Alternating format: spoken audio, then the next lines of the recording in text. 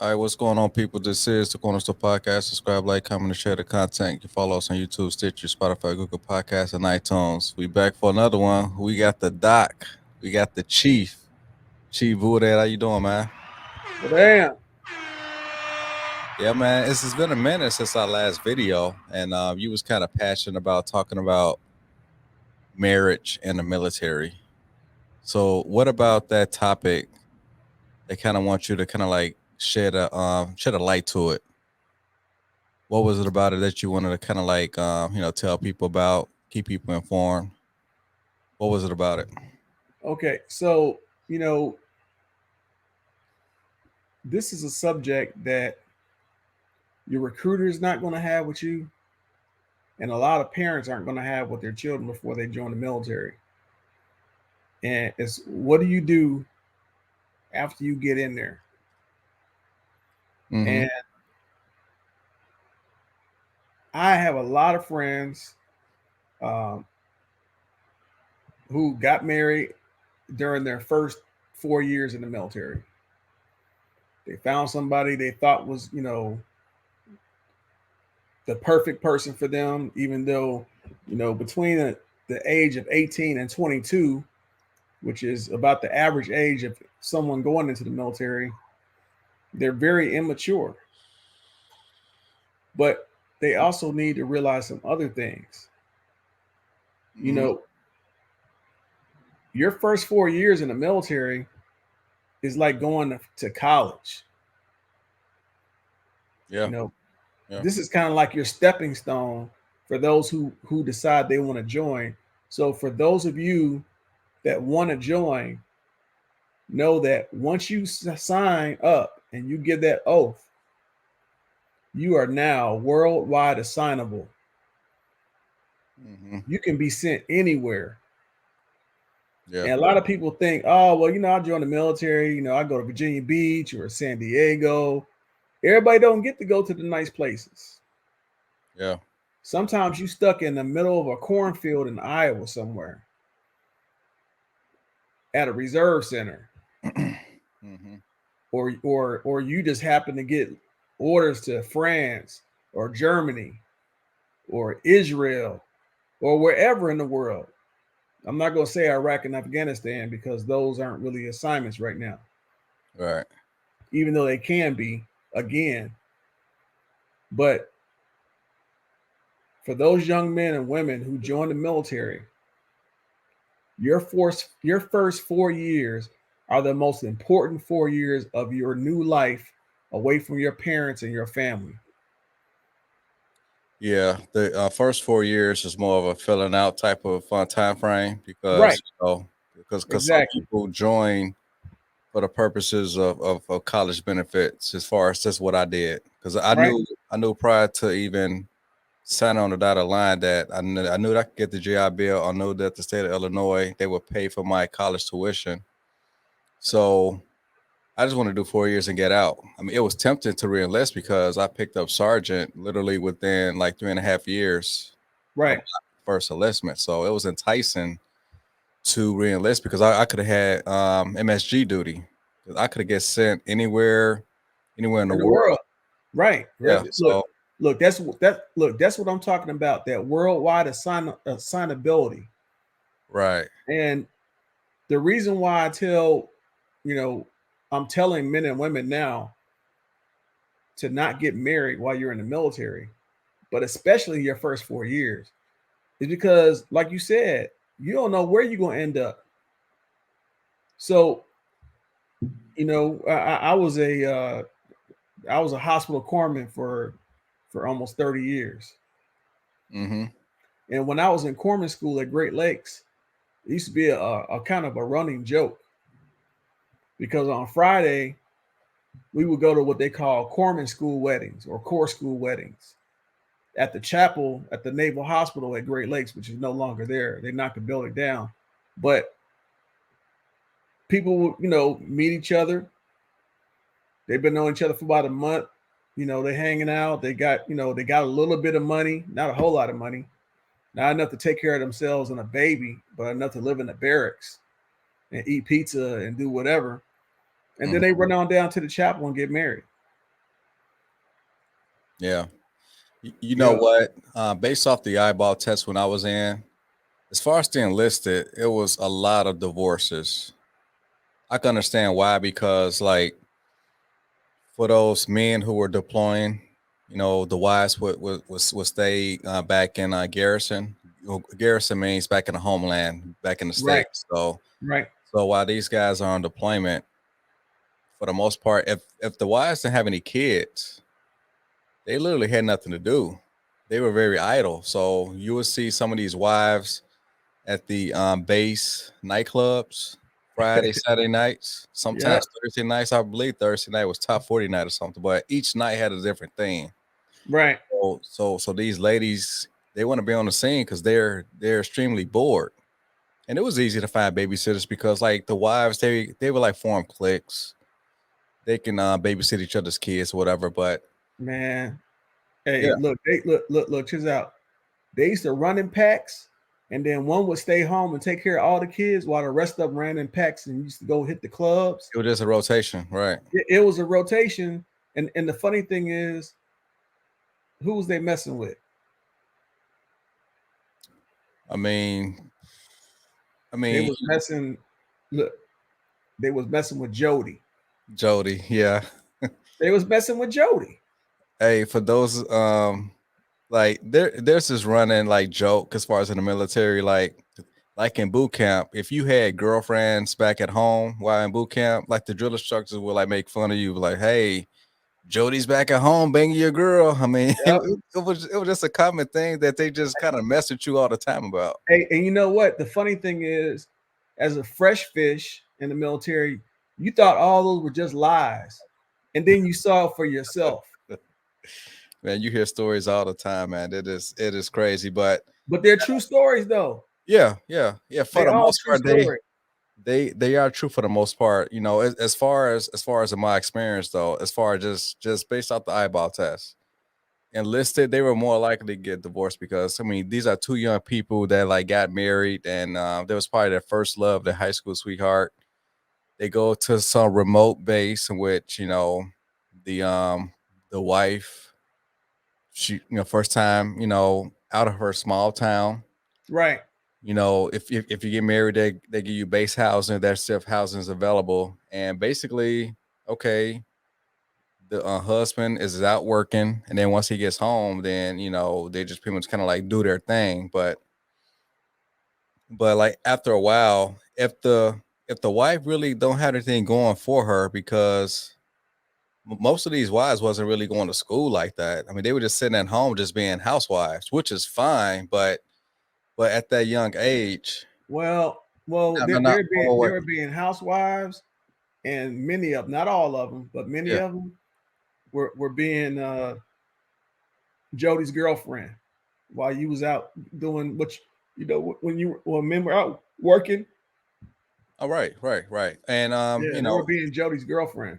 and if they did have jobs, they were working at the base commissary or at the PX. Something like a small, job, part time job, just to kind of like, kill time or whatever. But but also, I don't fault the women for like getting married because honestly, in your first enlistment from 18 to 22, that's literally the peak of their fertility. So I can understand why a woman would want to get married and have kids, especially if she doesn't have anything going on. I mean, what is there You to know do? what? Have All right. kids. So you know what? I'm glad you said that, and you're right. But just because an 18 to 22-year-old female uh, is fertile, it doesn't mean that they're gonna make a good mother.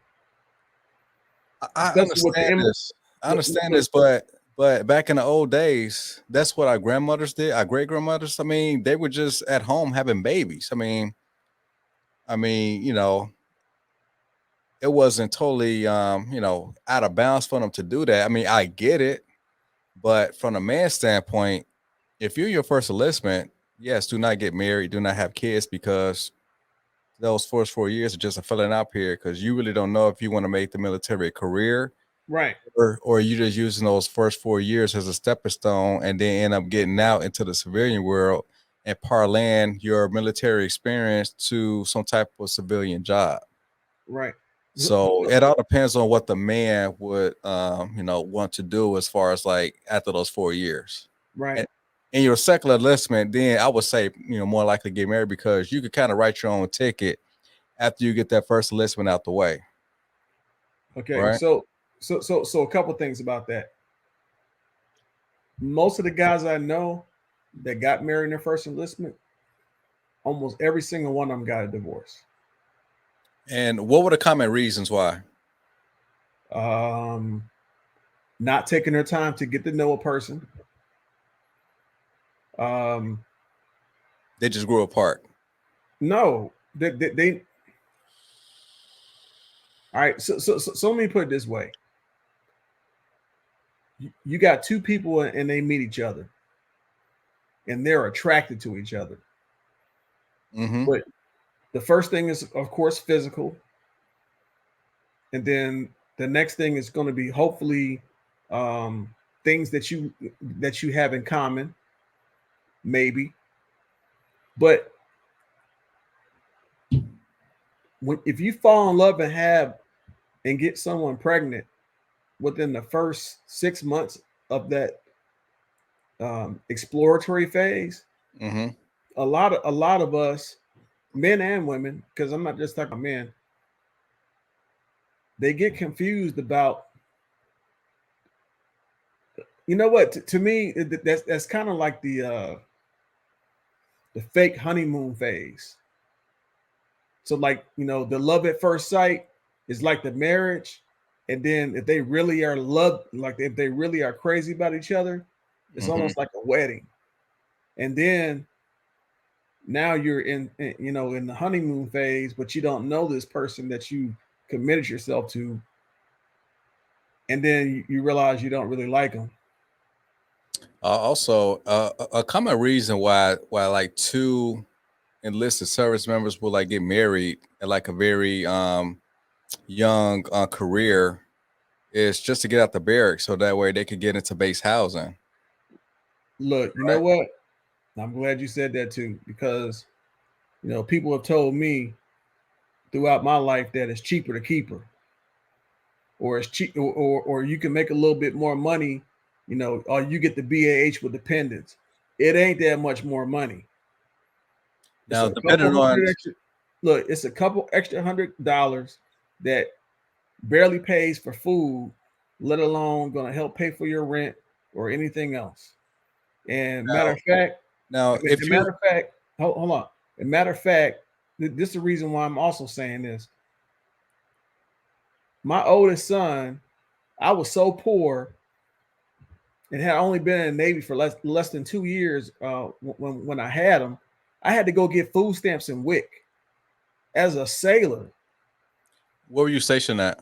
I was in Philadelphia at the time, and I actually had to go get WIC and had to go get food stamps in order to feed him because I didn't have that much money. It wasn't that much more money. Now, were you living? Okay, so you were living off base at the time or on base?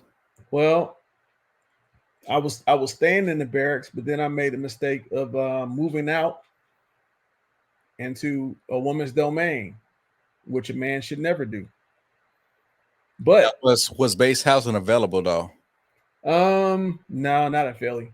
They had it, but I mean, I was only like a E2, E3, and So since base house wasn't available, then you would have qualified for BAH, which is basic allowance for housing and also commuter ration. So that's like an extra $200 a month for food. you Right. know what? But yeah, you know what? Well, back in 1980, 1990, Yeah. it was about $300 an extra a month, and that wasn't a lot of money. Now is that both BAH and Comrades? Yeah. Oh, wow. Look, trust me, you know, it's cheaper not to get married in the military because you get to keep all your money. You Yeah, know, but some I people mean, just I feel that mean, way. once you say look, once you start taking on dependents, they cost a lot more money than that little money that you get on that little on the back end of that paycheck. Trust me, it's not worth it, Uh, especially if you ain't home. Look, I'm trying to look. Well, I would like young men and women to understand when you join the military, you ain't going to play games. All right, you putting your life on the line, and you don't need distractions, especially in the first 4 years. It's like going to college. Like, how many people you know went to college and they got some girl pregnant and then I had to drop out of school in order to take care of a child or something? it happens. It happens, but for the most part, people drop out of college mostly from financial reasons, not because of kids. Well, most kids that go to college aren't trying to plan on having a family while they're in college. In the military, you're just joining a job. You're joining. Well, you either can do a career or you can do a part-time career. But I knew when I joined the Navy, I was going to do it for life. Yeah. Now So let me bounce the idea off for you, right? yeah. Because in the military, there's no fraternization, right? Especially in the same unit. So Wait, you said what now? there's no fraternizing. What you mean? There's no fraternizing? I'm saying like they have a rule of like subordinates dating up as far as ranks. Okay, so they got a rule about fraternization, Right. but they fraternize.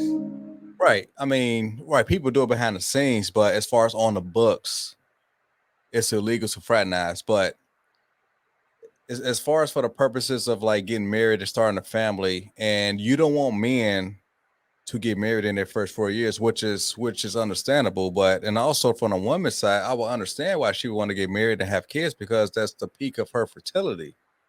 I totally get both sides. So my whole thing is they have a rule of no fraternizing. So if a young lady that's 18, 19 years old and like an E1, E2, and she wants to get married and have a kid, her best bet would be to have a kid with someone in their second or third enlistment because they're more established in their career. They make like a little bit more money.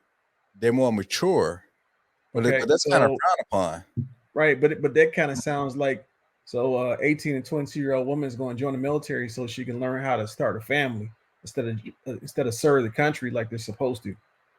I mean, when you sign the dotted line, yes, you are sacrificing your life for the greater purpose of serving your country. I get that, but once you out for the clock per se, you still gotta live your life. I mean, when we got drunk, passed out, blacked out, drunk. I mean, yes, I'm in the military. I'm still serving my country, but at the same time, I'm living my life. I mean, I had many nights at tier one where I'm just getting drunk, fucked up. But I didn't have a wife. I didn't have any kids. I was just having fun. I'm Right, still serving right, my country, but I'm still living my life during right. my But see, leisure time. right, but you didn't get married though. I know. I know. Right. No, I'm saying. I'm saying So as a so so man, so yes, I didn't want to get married as a man, but as far as a woman that's like 18 to 22, I will understand why she would want to do that. I understand, I get it. okay, well, this is exactly the reason why men and women are not equal.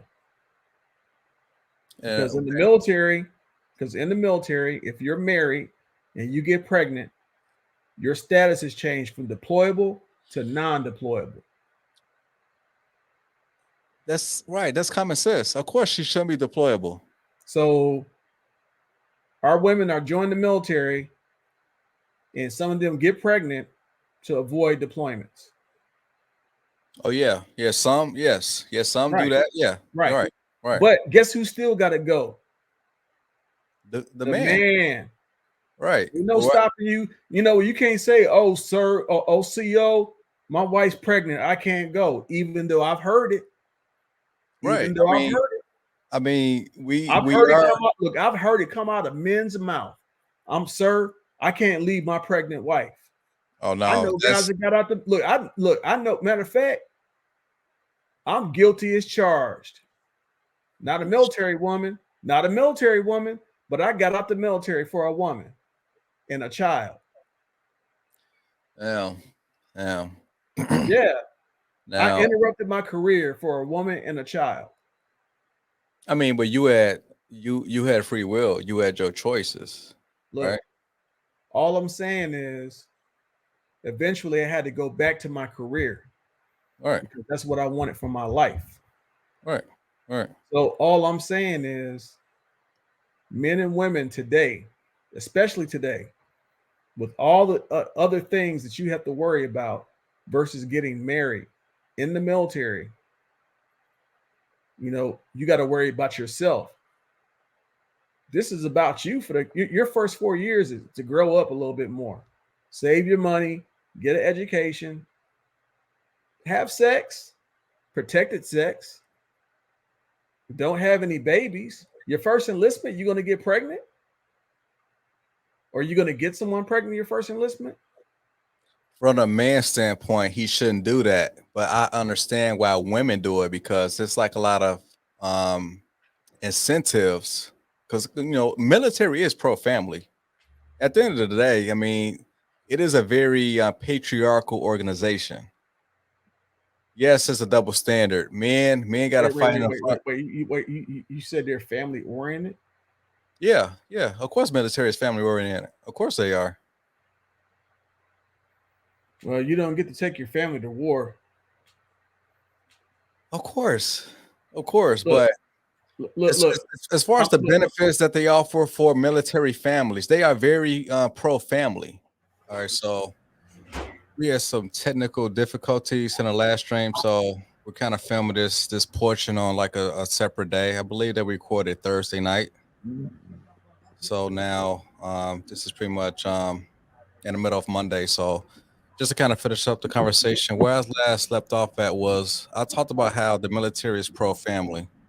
You kind of disagreed to say, well, you can't see your family, it's a war. I mean, that really wasn't my point. My point was that how the military is kind of caters to families. Because when you look across these bases, you got commissaries, you got PXs, you got the whole medical system that kind of gives coverage to the families. You got base housing. I mean, everything kind of like caters towards people who got families on a military base. Now, would you disagree or agree with that?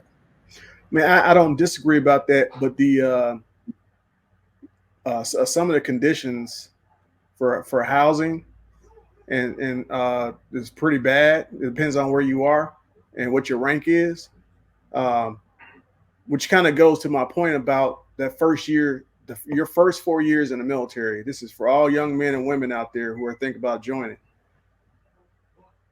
I had I had my oldest son when I was 21 years old. I was an E3, and I had to go put myself on food stamps and WIC in order to feed him because I just didn't have the money. Uh, so I had the responsibility without, the maturity level or the financial stability that I needed. The same thing with my youngest son. I had to go get WIC, and that was right after I got out the military because I couldn't afford to feed him. Mm-hmm. All I'm saying, and that was after 6 years of me being in the military. The thing I just want young people to understand is when you go into the military, you are going to serve your country. If you just happen to find a spouse and have kids, that's fine, but you should come first before a family because most of the guys I know and girls I know who have successful relationships or have real, like nuclear families in the military, most of them waited until their second or third enlistment to get married and have kids. And I would say the average rank of my successful nuclear family, people in the military that I know, was anywhere between the age of 20, 28 to 35. So, Yeah. I mean, when you first get in there, unless they change the rules, you have to stay in the barracks until you're E4, E5 anyway. And that's kind of the trap. because a lot of people say, well, if I get married, then I can move out the barracks, which is correct. But it ain't worth the extra little. It's not worth the little extra $250, $300 a month. That don't pay that pays groceries. That don't pay no rent. That don't pay utilities, no phone bill, no card note, no insurance. You know, uh, I've seen numerous people, try to get into a relationship and try to get married and have a family, and then he's out on deployment, and now Jody's at home playing with your girl while you out on deployment. Uh, your kids calling Jody Uncle Jody. Or that's what the woman is saying, that he's the uncle. Right. Gonna throw him off. Right. But Yeah. but my emphasis about marriage in the military is, really with just marriage, period, man. Unless you're with the person you really, really, really trust, don't do it. A lot of military, and I won't speak on the guys because 85% of us men are in the military. Only 15% of the military is female. Mm-hmm. Even though I think those numbers are going to change, but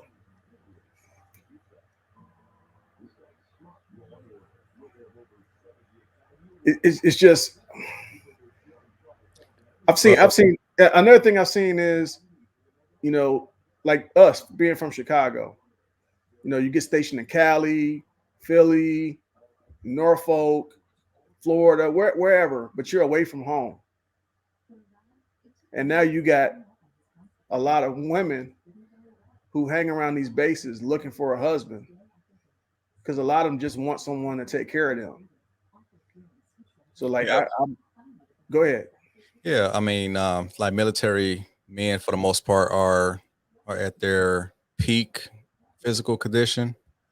They got good shapes, and they have benefits. So yes, that's of course going to be enticing to women. I mean, women are hypergamous; they want to find the best deal possible. So besides the common blue collar man, I mean, what other person that has like kind of guaranteed benefits where you get paid on the first and the 15th every single month? No matter if you're a good troop or a bad troop, you're gonna get paid.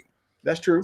So yeah, that's very enticing to them. But as far as in the first enlistment, what I did see often when I was in was how like you'll get like a young E2, two young E3s. They have like an arrangement as far as getting married so that they could get out of the bear so they could kind of move outside in town, and then Yeah. they both are gonna get their BAH because like if you're married, right, and would they get the same rate of BAH? The last time when I was on active, if you have two people who are married that are dual military, Yeah. um, usually the one with the higher rank gets the with dependents, and the other one gets without dependents. Okay, so without dependence, it's like a base BH rate, and then with dependence, that kind of adds some type of kicker, Right. depending on how many It's a you got. right. It's a chart just like any other pay chart. Our chart is a little bit more easier to understand because everyone gets paid. I want to make a disclaimer here too. You know, I'm glad that I was in an organization where women can't say that they were discriminated against because of rank or privilege, because we all get paid the same amount of money no matter what your rank is. You know what? That's across the U.S. government in general because most of the pay structure is pretty much kind of like already set in stone. Right. It's not like a private Salary. corporation in which you can kind of pay someone a certain rate and like another person like another rate. So Right. as far as in the military, everything is pretty much on the equitable same type of scale. So no one can really say, "Hey, you pay this man more than me." I mean, Right. everything is pretty much structured. So which is good for the government standpoint, but in the private corporations, it's totally different. And my whole thing is with this whole gender pay gap, right? If there is a gender pay gap, why aren't there many class action lawsuits from these corporations paying women less versus the man? Well, that's because um, you determine what your worth is out there in the corporate world. You Right. know, It's all it's about not how you saying, present oh, okay, yourself you're gonna be market. a vice president of this company, and vice presidents all get paid $150,000 a year. Mm-hmm.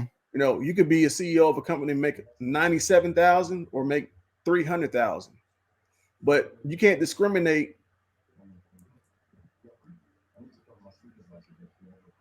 You can't you can't use your gender to say that's the reason why you don't get paid. You get paid according to what your boss tells you get paid. And if you don't like that, then you can move on to another company. That's the way it works. I mean, honestly, I don't think bosses really dictate that. It's really the market. The market kind of dictate what you get paid as Okay. far as your own personal experience, your education, and then whatever you bring to the table, you could pretty much kind of like dictate based on the market how much you should get paid. I mean, I don't think bosses really kind of like can tell like, hey, this is your cap of getting paid. I mean, they could just say, hey, No, this. no, no. I'm not talking about a cap. No, what I'm talking about is when you go in and you're negotiating your salary or Mm-hmm. your pay, whatever it is, Right. you determine your worth when you're in that room and they're asking you how much are you willing to settle for. So Right. Right. I think we talk about the same things. It's pretty much market value. right, right. But I'm saying, I mean, but if I'm the CEO of a company, if I own a company and I want someone running my company and I just don't want it to be a female, you can discriminate against me for that. But if I say I'm not going to give you any more than $100,000 a year, and you're mad because other executives in there are making 200,000, I mean, that's what I pay them. I mean, you can look. Think of it this way: if women got what they wanted, then all men would be out of business, and they wouldn't run anything. Now, can you elaborate on that? If women all got what they wanted to get paid working for these Fortune 500 companies, Okay. and you put women in charge of every single Fortune 500 company, Mm-hmm. some of those companies will fall apart. You think so? Yeah. I mean, I don't know. I don't. I mean, I would need like a clear cut example as far as which industry, which profession, as far as if they had like a female CEO, like it would guarantee to fail. I mean, I would like need an Well, example. no, I didn't say anything about a guarantee to fail, but I'm saying that some of them would fail. Oh, okay. Okay. Not all of them, All but right. some of them would fail. All right. Well, in regards to the topic, as far as yes, in anyone's first enlistment, especially if you're a male, you should not get married. You should kind of like use that first 4 years as like a trying out period. Like, hey, am I going to re-enlist or Right? You're gonna go back home and go to college like you did. right, Are you gonna right? use your trade, which you could have done? It's a lot of things, but like I It's said, just the many first four options. years, your first 4 years in the military is your stepping stone to your life. Really, anytime you leave your parents' home to go to college, it's a stepping stone to your life. But the difference is when you go to college, you're only there for so long. In the military, you're in there until you either get out or retire. Mm-hmm. So Yeah. like for some guys, many guys I know, they were like in college for like 10 years. They like never grew up because all we did was go to countries, I mean, you know what we do in the military, but when you go out there, you don't need anything else to uh to hold you back from what you need to do in your life. And to be honest, your first 4 years in the military, it should be all about you. It shouldn't Yeah. be about no wife and no kids and no distractions or anything else. Yeah. I mean, military life is a sweet deal. I mean, they're going to pay you on the first and the 15th. They provide you with a place to live. They're going to give you a meal card in which you can kind of go to the chow hall 3 times a day. Right. And but yeah, it's definitely a sweet deal. And yeah, people gotta kind of seize those 4 years, those first 4 years, and just to make sure that if you're gonna re-enlist, then yeah, you may end up thinking about starting a family because, like I said earlier, I can understand why women would want to get married and have kids because that's the peak of their fertility in those first 4 years. But for like men, we can kind of wait as long as possible. right? Well, and like I said, now that's the part that's not equal for men and women in the military, because once a woman gets pregnant, her training and her deployability stops. Hmm. She if she's on the ship, she has to get off the ship. If she with the Marines, she got desk duty now. Uh, Now, what's the time frame after she delivers a baby in which she'll be duty ready? I believe they now give you 1 year to bond with your child. It used to be 6 months. So yeah, I think you're non-deployable for a year after you give birth, because they want you to bond with that child. But Mhm. like I said, you're joining the military. You're not joining the military to have kids and have a family. You're there to serve your country. This where we disagree. Well, I'm sorry, man. Look, No, we're talking about the look, first 4 years, right? right. Look, I'm talking about, look, yes, the first 4 years. Right.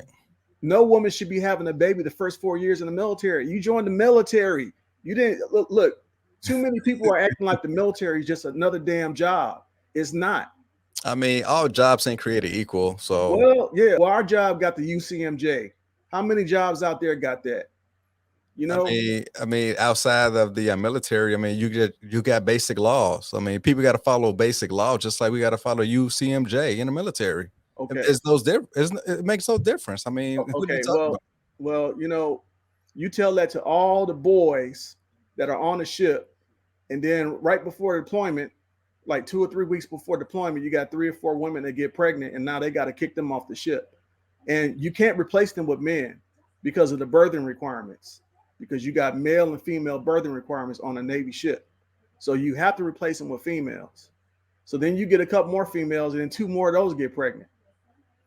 Now, I know women who have told me that they got pregnant just to get out the military or not to go on deployment, and it's not fair.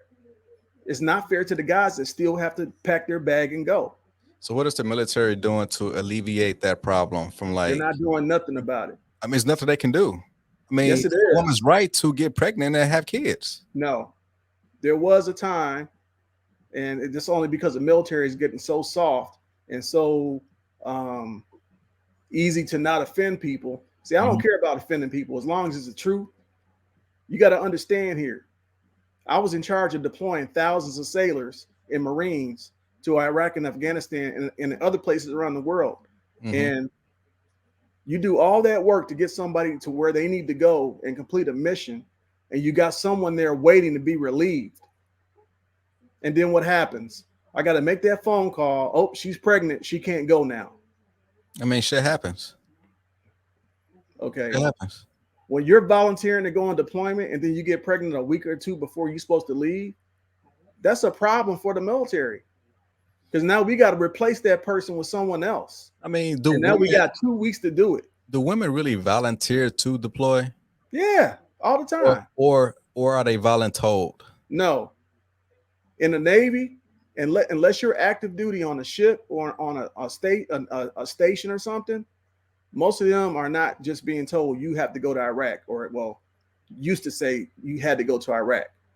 But there were some that were voluntold, and a lot of them showed up pregnant, or they ended up pregnant.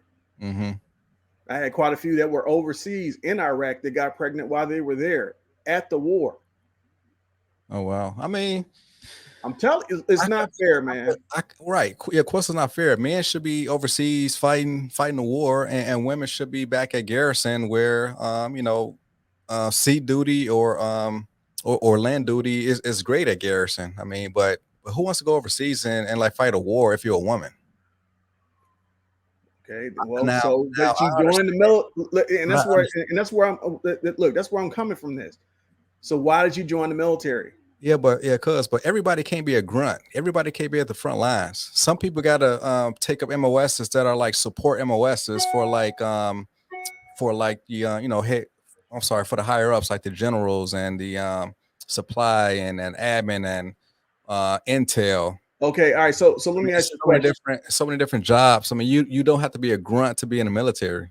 All right, so let me ask you this then. Overseas, that general that you work for, Mm-hmm. did he carry a weapon? Did he carry a weapon? I don't think so. Really? I don't think so. Well, he had bodyguards. Right, he had force protection. Yes, he Okay. did. But I'm Yep. saying most people that get over in garrison overseas are issued a weapon, correct?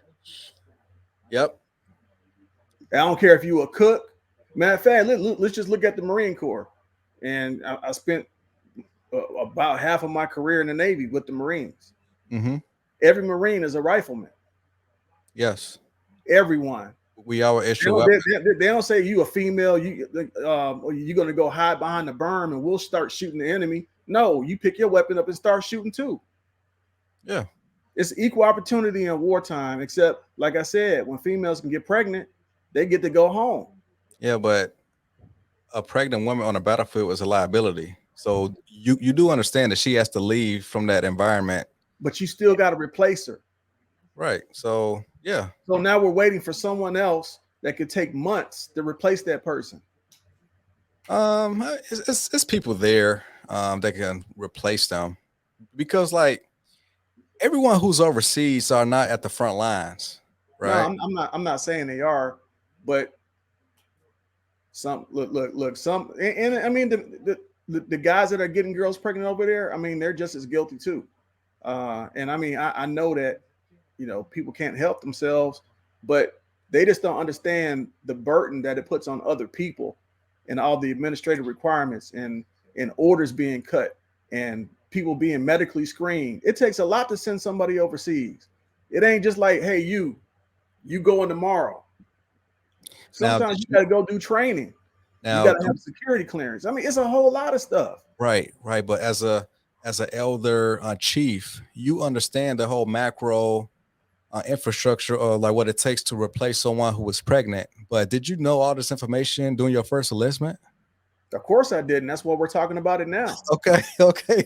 No, I'm I'm saying, saying like, that's why I want these young people to understand. When you go right, in there, this ain't no joke. This ain't play time. right. I get it, but the way that you're like charging these people of like, hey, you should be getting this girl pregnant because you don't know what it takes to get that person replaced. But No, no, no, no, no, no. you're That's not like what I'm charging saying. them. You right, No, but by the way it's coming out, you're really charging them with that. But they don't understand the whole landscape of things. man. That's all I'm saying. Look. I know the chief of naval operations, quite a few years ago, came to the chief's mess. He came to all the major bases and asked the chiefs how they could take care of it. And I stood up and I was the only one that had some balls in the damn room because I'm always the elephant in the room. And I said, sir, we got 20 females on this base right now in FCA school that are pregnant. They had 20 girls in one school at Naval Station Great Lakes that were pregnant. With And 20 the wait, word 20 girls out of how many? out of 60. Oh, so a third of the girls were pregnant. Yeah. And they had to disenroll out of school because you're not allowed to continue to go to school after your second trimester. And So then you can't live in the no, hold on. And then you can't stay in the barracks after the third trimester. So they were putting all these women in base housing. Like I actually had to go to the Navy Family Service Office and ask the counselors there for couches, beds, all kind of cribs, toys for children. And this is why I'm trying to get other people ready for deployment. I'm taking care of these pregnant women, and they got appointments they had to go to. Like literally, I actually did them a favor though. yeah, but Like I cause said, I'm not you look are a I'm not naval doctor. well I'm not a doctor. I'm a corpsman, Look, right, independent duty corpsman. right. But what I was able to do was get them to work at the reserve center and do administrative jobs that we had holes in from other people that hadn't either been assigned or had to leave for a bunch of various reasons. But my executive officer was against it, and she was a female. She was like, I don't want all these pregnant females working up in here with us. And I was like, well, they can do paperwork, they can do other jobs that travel claims, other stuff. And believe it or not, after about 3 or 4 months, my executive officer came and apologized. She was like, man, these women are doing a great job here. But we were having baby showers, all kind of stuff. But you wouldn't think that they do all that in the military. Oh, wait, they had baby showers. Yeah, for the women, we had baby shower parties. I would be against that, like doing like official duty time in government buildings having baby showers. I mean, if you want to do that on your own time, right? Okay, but and this is what I'm trying to tell you. This is what I'm trying to make you and your audience understand. It's not just as simple as a woman getting pregnant. There's a whole lot more that have. They used to separate you for convenience of the government, and then some women started complaining to me, well, why can't I still be in the military? Because you're pregnant. You're supposed to be going to a ship, but now you can't go to the ship because you're pregnant. Well, you can't kick me out either. Well, right. They just give them light duty. Right. No, I mean they're non-deployable until nine months to a year after they have their baby. Right. And and it's not fair to the men. I won't say that it's not. Will tell you this. I'm telling you, man. Like you know what? It's not fair. It's just a double standard that most men can kind of like swallow. We don't think it's a huge deal for the most part. Okay, you threw me off on that one, but I mean, obviously, me and you got like two opposite opinions on this. I mean, yes, it's a double standard, but you know, I'm okay with it. But you just got this staunch, super conservative view on it. So, but hey, but it's not super conservative. Like I said, there's nothing wrong with women having babies. I mean, that's what they were created for. But when you join the military, you're supposed to complete your duties. And there are families, those nuclear families, the ones I'm talking about, where you got, the husband and wife and child, there's all. Now, what they do, especially at higher ranks, is one goes on shore duty and the other one goes on sea duty. Mm-hmm. So you're at the same base, but one is on the shore command, so they can't be deployed. And then the other person is deployable. That way there's somebody to take care of the children, and they both can't be deployed at the same time. Because in the beginning of Desert Storm, they were having problems with that. Also, Iraqi Freedom too, where they were trying to deploy both parents, and no one can take care of the kids. So I mean, and like I said, and those are some of the issues, and they're constantly trying to change things, but it still doesn't take the fact that whenever a woman gets pregnant, it affects the readiness, because that person can't really do anything anymore. Yeah, but like you said earlier, like 15% of the military is women. So and of that 15%, only a small percentage of the women are getting pregnant. So I mean, is it a like a really serious problem like that? Because I don't think it is. We used to have what we used to call the love boat. Be certain ships. There'd be a lot of females getting pregnant on there, and like I said, like even in the school at Great Lakes that I was telling you about, I mean, it was a rumor going around that it was some woman that was telling all these girls that, if you go to the ship, you're gonna be stuck on there for 2 or 3 years, and it's gonna suck. And it's like the best way to get out of it is just to get pregnant. And they're getting pregnant by a lot of guys who are also in the military. So they're shipping off, they're finishing their school, and they're going to ships while the female's sitting back and just chilling out in Great Lakes for 4 years. Yeah, 3.5 duty, collecting money from the first and the 15th. You getting all your benefits. And out of all those women that came to work with us at the Reserve Center in Great Lakes, it's called Non Chicago. Most of them got out, before Mm-hmm. they didn't re-enlist. They got out, Okay. and 3 or 4 of them, their boyfriends had got deployed to a ship, and they said they weren't going to see them for years. Okay. So a lot of people don't think about that part too. If you get if a woman gets pregnant or you get married to some guy and then y'all have to go separate ways, a lot of times those relationships don't last. You know, Yeah, it's you not a out in poor California, foundation. someone else is out in Norfolk, Virginia, and you Yeah. only get to see each other 3 times a year, if that. Right. So that's the type of things I want people to understand. Like when you go in there, I mean, you can go in there and get married and have a family if you want to, but it's rough, especially with things that are going on in the world now. Because I mean, they about to send 8,500 troops somewhere in Europe because of Ukraine and Mm-hmm. thing going on with Russia. So Okay. just imagine your husband just getting snatched up. Look, it's time for you to go, man. Come on, it's Yeah. time to go. Yes, it's rough for any family. Yeah, I get it. So, Yeah. yeah, man, just to wrap a bow on this topic, yes, gentlemen, in your first 4 years, try not to get married, try not to have any kids. But on the women's side, I will understand why they will want to have kids because, you know, they're at the height of their fertility. So I get it. Yeah, but it's also a career killer for women in their first enlistment too. Oh, yeah. It's a career killer. So if you want to be in the military and you want to make it a career in advance, not having children first is probably the best bet for you.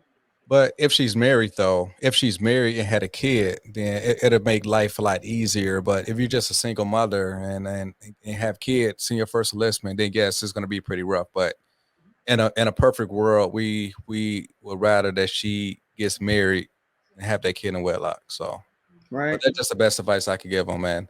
I mean, just based off the eyeball test, like I said, when I was in, it was majority of people that were married, they end up getting a divorce. Now, the only officer that I've saw get a divorce was the officer that was married to Mia Hamm. There was a Captain Corey. He was a, helicopter pilot. He was married to Mia Hamm while she was, on Team USA and everything. And then eventually they divorced. And then later on in life, Mia Hamm married Nomar Garcia Parra. They had like a couple kids down the road, but yeah, as far as officers, I never heard of an officer getting a divorce while they were active duty, but that was only one. But as far as enlisted, it just seems like majority of those marriages ended in divorce, especially Yeah. first enlistment. And I mean, you got to ask yourself, if you just got out of high school and you go into the military, are you really ready to be married yet? Now, I'm guilty of being married before I joined the military. I was 17 the first time I got married, but Mhm.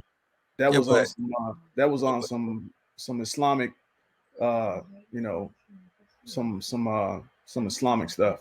yeah, and also it was family precedented because you was born in like a different era, and that's what our grandparents did. They had kids and got married very young. So, and Right. as far as today, people are getting married later in life, and there used to be this epidemic of teenage pregnancy like back in the 90s, and today I don't think that's the case. It's really those like career women 35 and over having kids as far as being single mothers. I mean, that's the issue right now. But as far as the teenage pregnancy, that's not really an issue today. I mean, unless I'm wrong, because I really don't see it like that. Well, and then that's another thing about women in the military too, as far as marriage and having children. Just like you said, they got access to health care. I mean, once you on active duty, you pretty much can get any kind of medical care you want. Like I said, it's a Right. sweet deal. You got the commissary, you got the PX, it's tax free. Right. But You got a place to stay. right. But then you also got women who want to be grunts too. That's very few. I mean, that's Those numbers are look. Those numbers are that's rising. that is statistically insufficient for me to even talk about. So it's not many female grunts like that. So I'm not even going to entertain that. So I know a lot that want to be grunts. oh yeah, I mean they want to be until they start like training for it. Then yeah, oh yeah, this ain't for me. I'd rather be back at desk duty. So I mean, nah. Look. I know some women Marines are pretty hard. yeah. Yeah. I know some. I mean, look. I know some that can. Well, I mean, I'm old now, but They call them WMs. I'm not yeah, sure. yeah, WM. Mm-hmm. We called them. We learned that term in camp at what was it, Camp Johnson. Oh yeah, Camp Yeah, Johnson. that's where I learned that term from. But Okay. yeah, I mean, it's some out there. I mean, it's some sailors out there that run hard.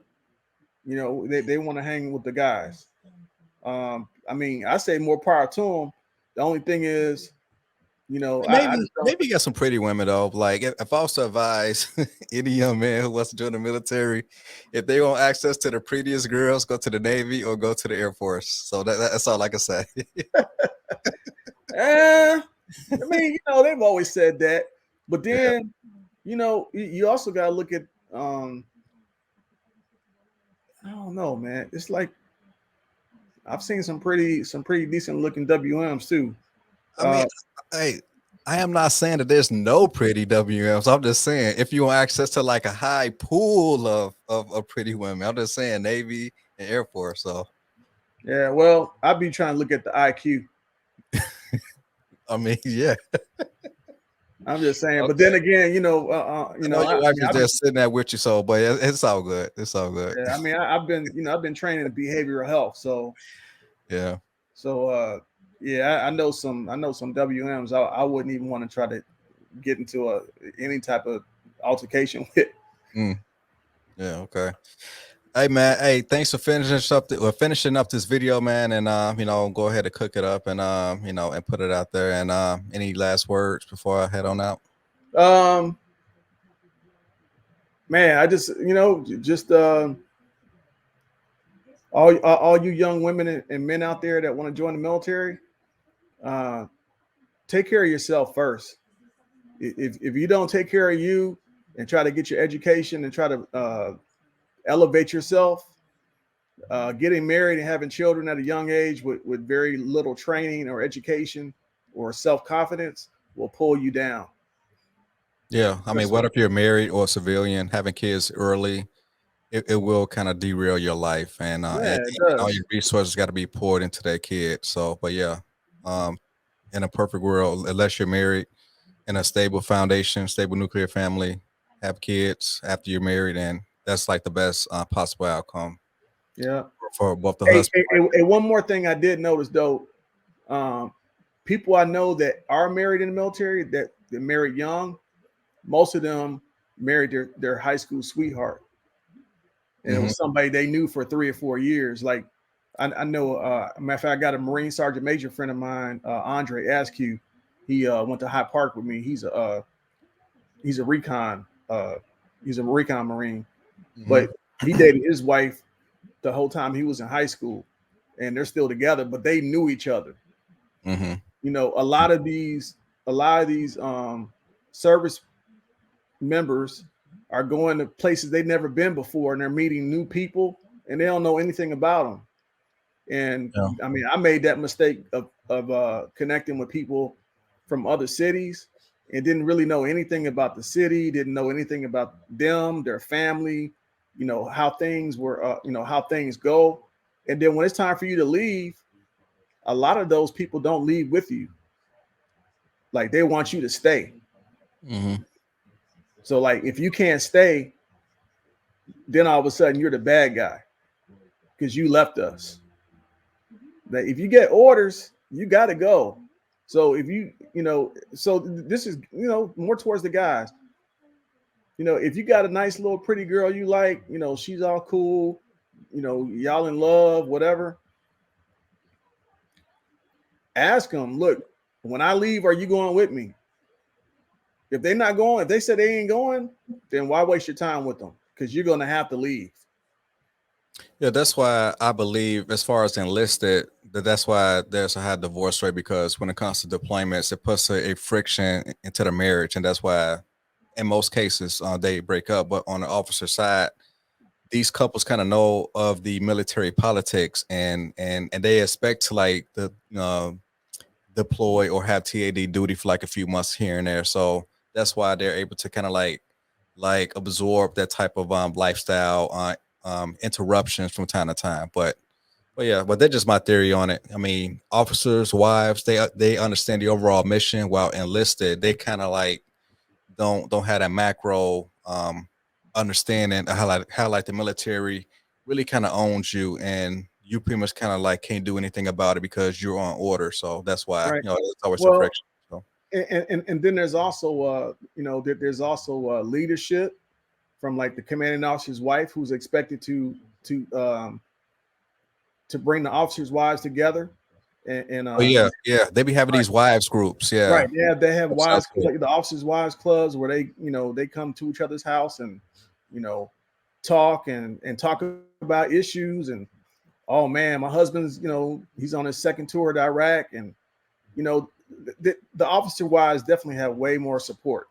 Oh yeah, Um, and plus better when there's resources. like right, and there's at deployment, and like those wives groups, they come in handy because they can kind of give you help with the kids when it comes to like babysitting, or if you just need a break just to kind of go shopping or do anything. So that's Right. what those wives groups kind of like a huge resource for those women. So I'm not sure why enlisted women really don't use that, or if that's even an option for them to them to even do. But I'm sure some may take it upon themselves to like form some type of enlisted wives group. But I know that that's definitely the case for the officers, though. Now for the enlisted, they call it Uncle Jody's Club.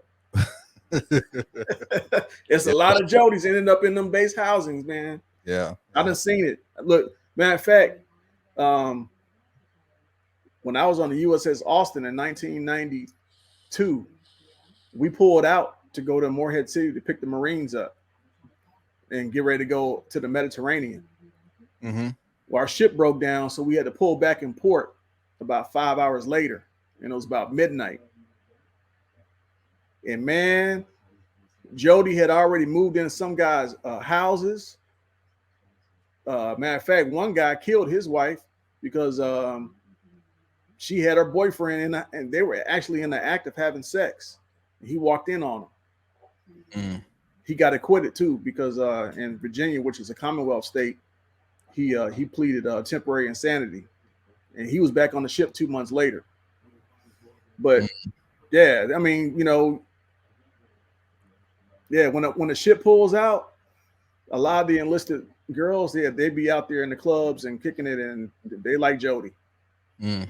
Okay. All right, Yeah, man. Yeah, we're. I mean, that's a sad story, unfortunately, but yeah, yeah, you kind of hear about it from time to time. I mean, you can't hear about it because all types of rumors always spread across these bases. I mean, it's like high school. I mean, you hear all types of stuff going around, but yeah, shit, but really yeah, man. worse than high school.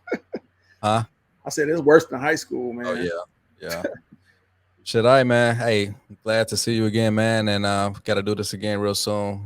Just give me like another topic. We'll kind of brainstorm and try to figure out, date and time or whatever. All right. Hey, you know what? Actually, I got the next topic, man. What is it? It's called the baby plan. The baby plan Yeah. in regards to. I'm going to send you. I'm going to email you a PowerPoint on it so we can go over it before the video. Okay, cool. All right, man. Can't wait for it. And but yeah, tell the wife I said bye again. And but yeah, I'll talk to you later, man. All right. Peace out. All right, peace.